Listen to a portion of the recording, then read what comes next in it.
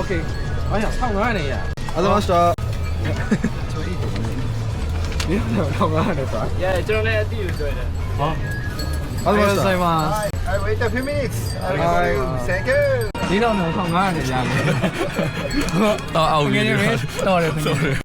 录开人嘛，他说说。啊，对呀，没对。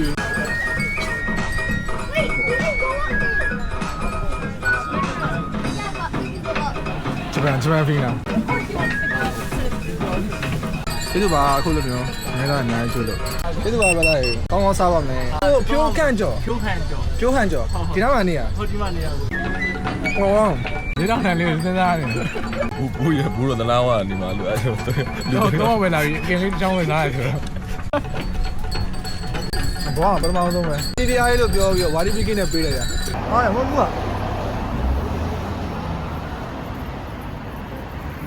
ဒီကောင်တွေဟိုကလမ်းမှာခီးတယ်နောက်သူကြီးပေါင်းနေပြီးလိုက်တာဒီခေါကြီးဟိုကပြန်ရအောင်ဆိုပြီးတော့ပြန်လက်ဒီကုန်းတက်နေတယ်စမပြေတော့ပါလေမိုးလို့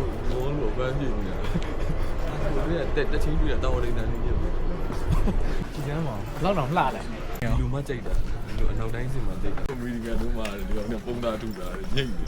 နေဟောရဟောရကြည့်ဟောရနေနေ就是လို့ရတော့ဟောတီးထုတ်ခြင်းအေးဟိုမှာကောမရတော့တော်ဖြစ်နေနှကန်းတွေတော့ပွင့်နေပြီ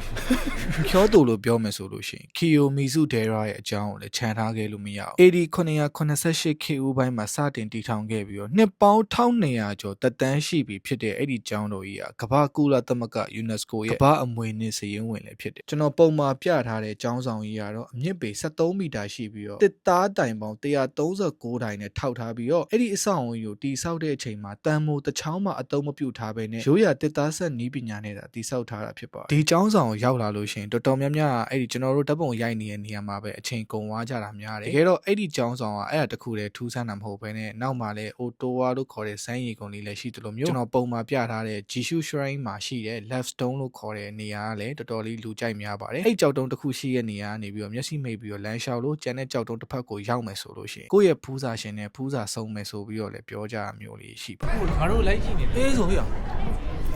ပြတော့မီနဲ့တောင်းပါမယ်小环境ငါကောင်းမှုတွေထောင်နေကြတင်း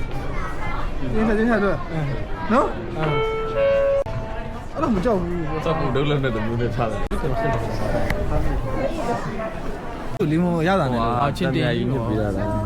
မဆက်နဲ့စားတာပဲတဘာပြီးတမယာလေးဟ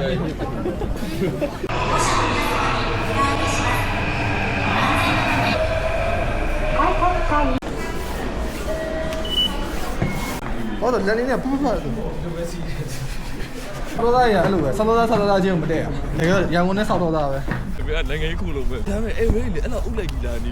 အလုပ်တော့လုံးမရဟုတ်လေသူတို့ဆိုင်ဖွဲ့လိုက်ဒီမှာဆိုင်ဖွဲ့ဘုဘေးဆိုသမင်းပဲဝဟင်းရပါ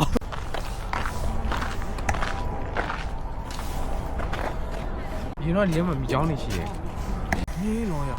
ကြီးရောပြီးတော့ဒီအောက်တေးဆိုတော့တူတာညင်လာဘူးမလို့ပြောရင်ရေကန်ကြီးလို့လောက်တာဘက်ကလည်းပြီးတော့ဖက်တက်လို့မပြရလိုင်းကိုဟိုဟာရှိတယ်ရေရောက်လမ်းကြောင်းနေရှိတယ်ဟုတ်ပြန်အားတိုင်ဥစားကမှကြောက်လိုက်ပါအေးလေကားလေ300ကားလိုက်ဟောယူဒါစောင်းရောက်တော့တောင်းကြည့်တော့မသိဘူး interpreting the idea of the word 这都你修了。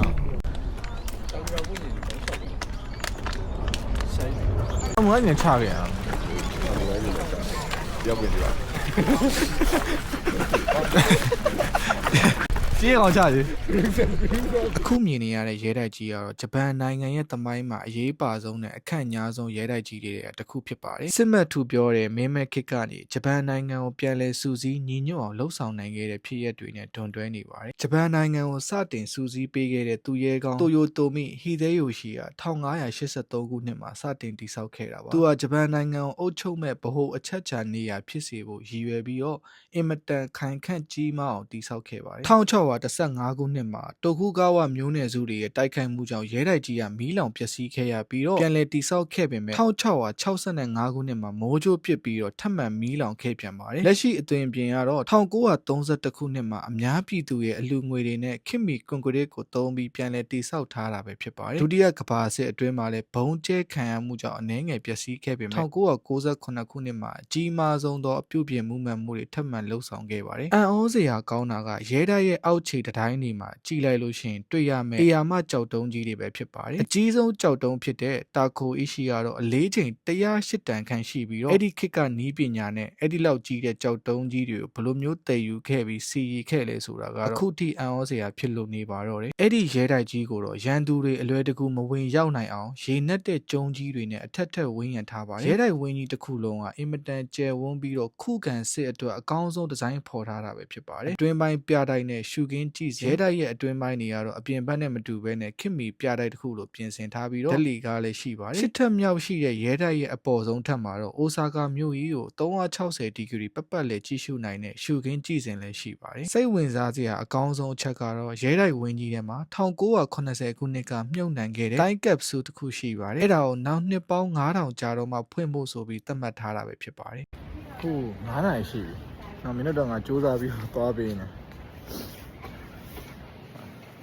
စပိန်နဲ့အားနာစွာနဲ့ပဲအသက်16နှစ်မပြည့်လို့ရှိရင်ဒီနေရာလေးကိုကြော်ပြီးတော့ဗီဒီယိုဆက်ပြီးတော့မကြည့်ဖို့အတွက်ကျွန်တော်ပြောချင်ပါတယ်ဒါကတော့ကျွန်တော်လိုမျိုးလူကြီးတွေအတွက်ထည့်ပေးထားတာပါတမိုင်းကြောင်ပြန်ကြည့်မယ်ဆို1912ခုနှစ်ကနန်းဘာနာမှာရှိရဖားတန်းမီးလောင်သွားပြီးတော့1916ခုနှစ်မှာဒီနေရာကိုပြောင်းလိုက်တယ်ပြည်တစားလုပ်ငန်းတွေကဂျပန်မှာတရားမဝင်ဖြစ်နေရောစားတောက်ဆိုင်လုပ်ငန်းလို့ပြောင်းပြီးသူတို့ကနေပြန်ဖွင့်သူတို့ပြောတဲ့စင်ကြီးကတော့စားတောက်ဆိုင်ထဲမှာစပွဲတို့မလေးနဲ့ဧည့်သည်ကချစ်ကြိုက်သွားပြီးတော့ပုတ်ကလေးကကိစ္စပါညာဆက်လုပ်ကြတာဆိုင်ရှင်ကမသိပါဘူးဆိုတဲ့ပုံစံပေါ့အရေးကြီးဆုံးကဒီနားမှာဓာတ်ပုံဗီဒီယိုလုံးဝရိုက်လို့မရတဲ့လုံခြုံရေးကတွေ့လို့ရှိရင်တော့လာပြီးတော့တတိပေးရခံရပါလိမ့်မယ်နိုင်ငံခြားသားတွေဆိုလို့ရှိရင်တစ်စေးဂျပန်တွေဆိုလို့ရှိရင်တစ်စေးတက်ငငယ်ချောချောလေးတွေကနေပြီးတော့ OG အိုမတွေအထိစိတ်ကြိုက်ရွေးလို့ရပါတယ်ကိုကြိုက်တဲ့သူတွေးပြီးဆိုတာနဲ့တန်းပြီးတော့ဒါဝင်လိုက်ပါအမူလွန်ပြီးတော့ကြီးများမယ်ဆိုလို့ရှိရင်တော့နောက်လူစားသွားမှာဖြစ်ပါတယ်နေရာကိုဘယ်လိုရှားမလဲမသိဘူးဆိုလို့ရှိရင် Google Map မှာတန်းနိုးကြီးလို့လည်းရှာလို့ရတယ်လို့မျိုးတိုဘီတာရှင်းကြီးလို့လည်းရှာလို့ရတယ်အဲ့ဒါမှမသိသေးဘူးဆိုလို့ရှိရင်တော့တက်စီတစ်စီးငှားပြီးတော့တိုဘီတာရှင်းကြီးဘက်ကိုသွားချင်ပါတယ်ဆိုပြီးတော့ဒါပြောလိုက်ပါလေဟာနယ်ကိုမဖြတ်တန်းချင်ဘူးရေတွင်းဂလိုင်းမခောက်ချင်ဘူးဆိုလို့ရှိရင်တော့တက်နိုင်သမျှစောစောသွားတာကောင်းပါတယ်